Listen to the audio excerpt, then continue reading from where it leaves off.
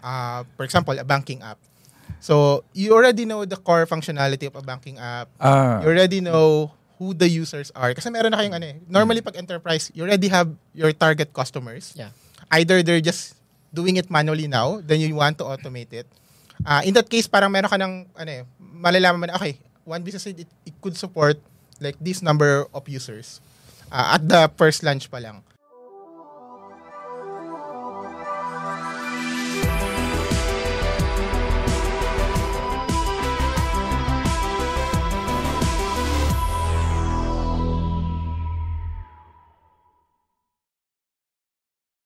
Okay guys, welcome back to Kaka Computer, where tech meets wit and wisdom. So, for today's episode, we're gonna talk about building a legacy systems in the tech industry.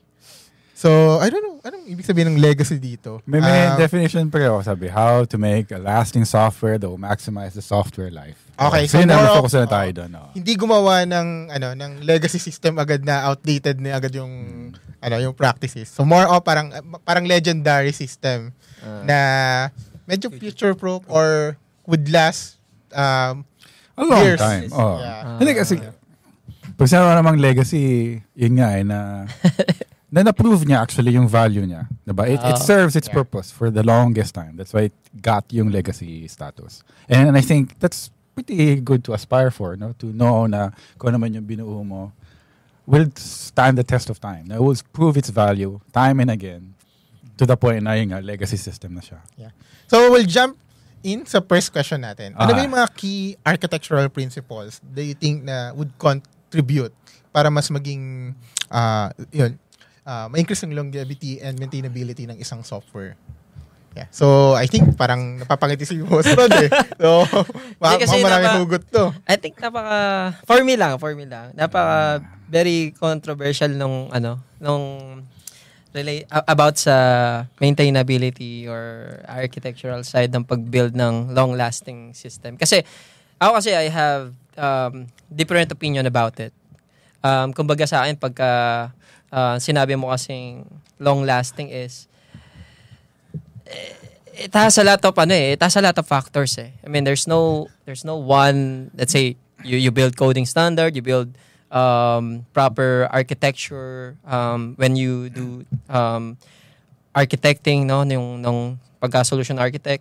Sa akin kasi pagkadating dito sa part na to is for me most of the time when you are building an application at some point after 1-2 years it will become legacy. I mean depending on how fast pace yung pag-upgrade or pag-improve ng mga tools. Not unless if you are using legacy na programming language, like yung mga ginagamit ng ibang company. Like, ayun yung parang long-lasting. Think of for me, pagka sinabi mong long-lasting, meaning you're using some programming language that is really built to last. Like, ano ba yun? Like, ano ba yung mga legacy system natin ngayon ginagamit? Di ba? May kita mo sa bangko, ano yung mga legacy na programming language and so on. Hindi ko nababanggitin, pero we know, di ba? We know there are programming language out there na ginagamit pa rin kahit sobrang tagal na decade na, di ba? Andun pa rin sila. So, yeah. How about you, Maki? Ba't ako agad?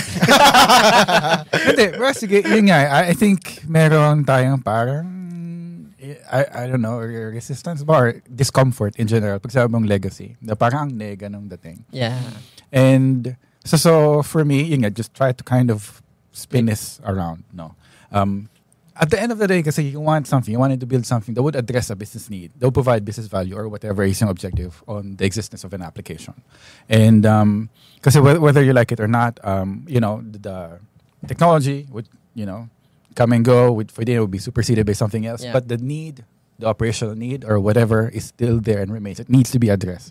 Which is yung sabihin natin as an analogy, diba? If you needed a solution to get you from point A to point B, you need a car. And you need to have yung car running like all the time, maintained, whatever. Pag nawala yung car mo, hindi ka na makabiyahe. Yeah.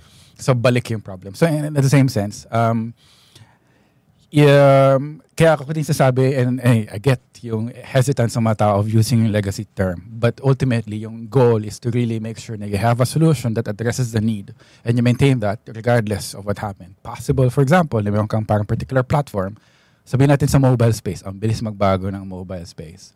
From, ang daming mga compatibility issues, and then maybe some things are being transitioned. If you're a native iOS developer, eventually initially you're coding on Objective-C, tas biglang you need to move over to Swift, for example, or something, or do some cross-platform stuff, whatever. Hindi siya code na mag-stand in the test of time. But again, in that specific scenario, it's kind of trivial, it's kind of irrelevant.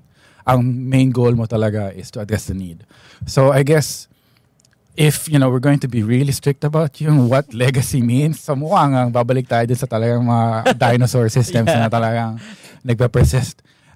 But for me, medyo leading, medyo hot take yung making a legacy system. Because again, for me, at the end of the day, you need a solution to address a need, a problem, and that's what's important.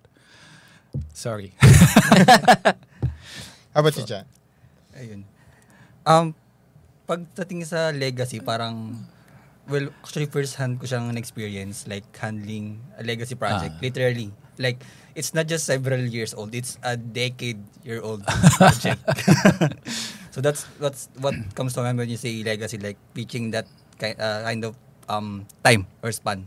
So parang it was challenging. So nandun yung technical debt management. So I'm not the one who initiated the migration, but it happened when the time I joined the company, and buti na lang yun. So it was a lot of pain points, like in the coding sense, to address, but ayun, parang I think it doesn't need to happen that long before you do manage your legacy system. So I think there's some sort of decision that you need to make, especially if you're decision maker, or to think about like how you really build a system that will stand the test of time. Yeah. I think from my end naman, I think it depends yun nga, dun sa problem na you're trying to solve, ano yung business needs. Then based from that, parang you design the architecture na you think would solve yung problem. And magkakaiba siya. Merong stage kasi na your startup, you're still at like market validation stage. So it doesn't make sense to like future proof it so long na it would last 3 to 5 years. And you don't even know if magkakaroon ka ng users. Yes, please visit our website at tutorialstudio.com. We provide free courses for AWS and, of course, premium resources for certification exams for AWS, Azure, Kubernetes, and GCP.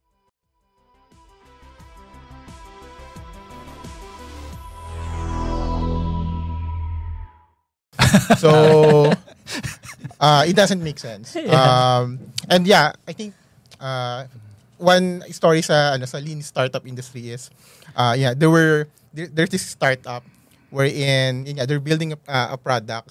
Then, parang for 6 months, they've been trying to perfect it, resolving all the bugs, writing unit tests. After 6 months, no one is using the product. Then they realize, okay.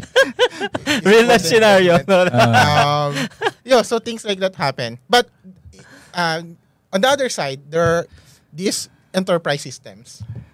For example, a banking app. So you already know the core functionality of a banking app. You already know who the users are. Kasi meron na kayong normally pag enterprise, you already have your target customers. Yeah. Either they're just doing it manually now, then you want to automate it.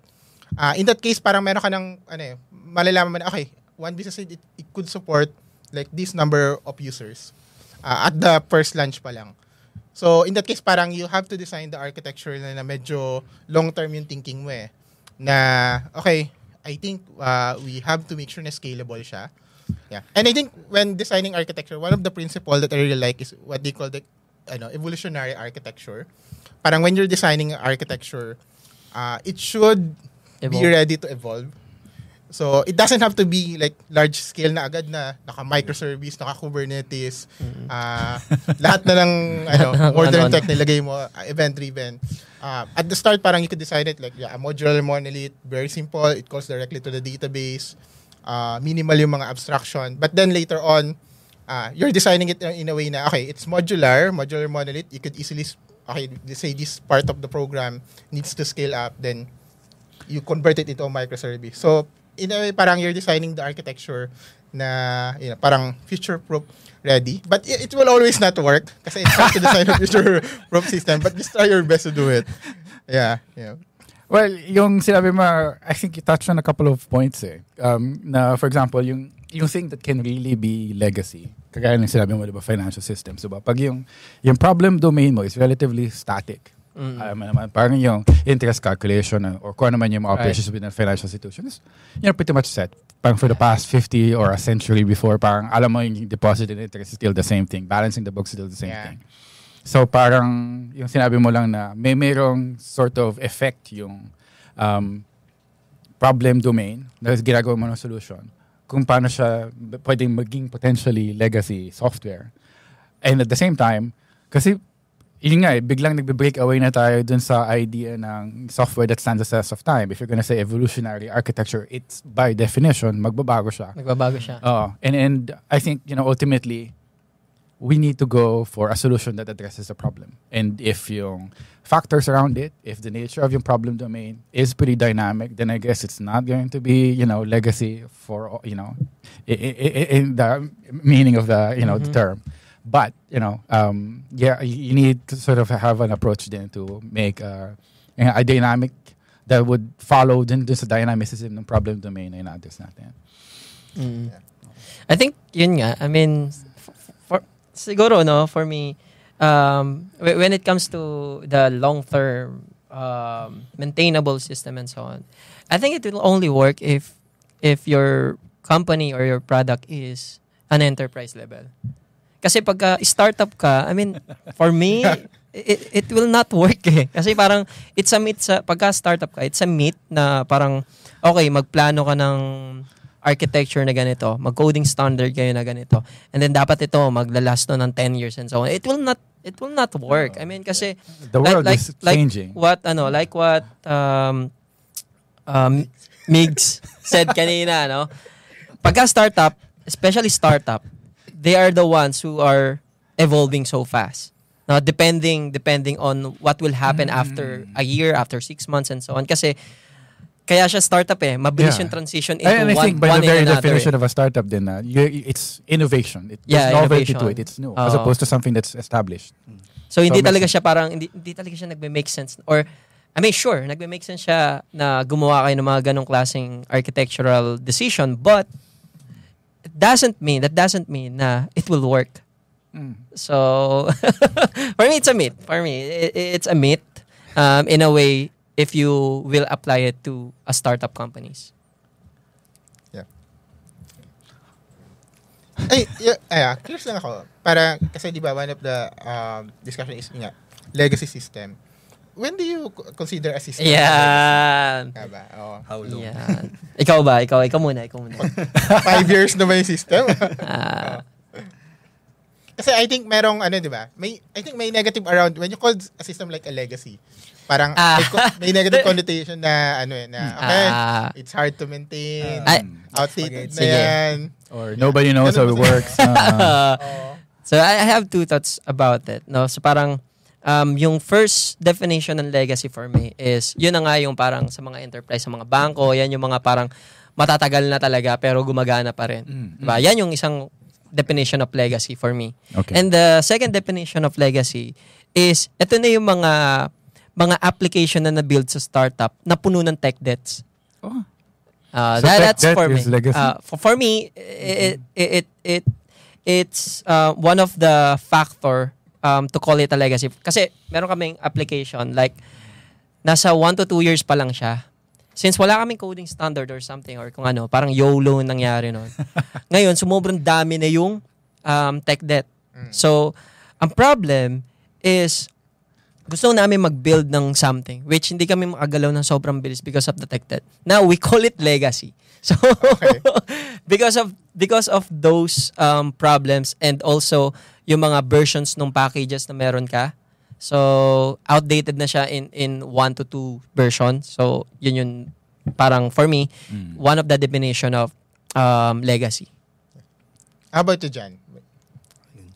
Siguro, going back dun sa na-share ko kanina na parang legacy project, bukod sa legacy siya kasi sobrang outdated nung version ng tech stack, technologies, hindi pa siya gumagamit ng Git during that time.